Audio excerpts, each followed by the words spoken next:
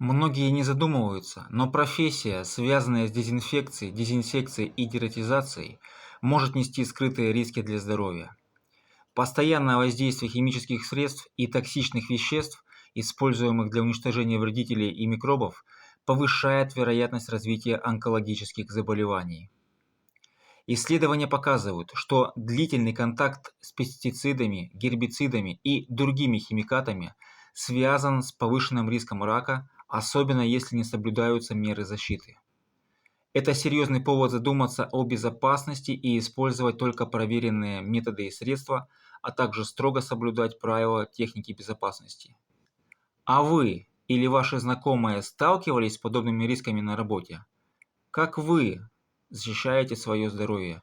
Делитесь опытом и мнением в комментариях. Подписывайтесь на наш канал, а также на нашу группу ВКонтакте, чтобы получать еще больше полезной информации.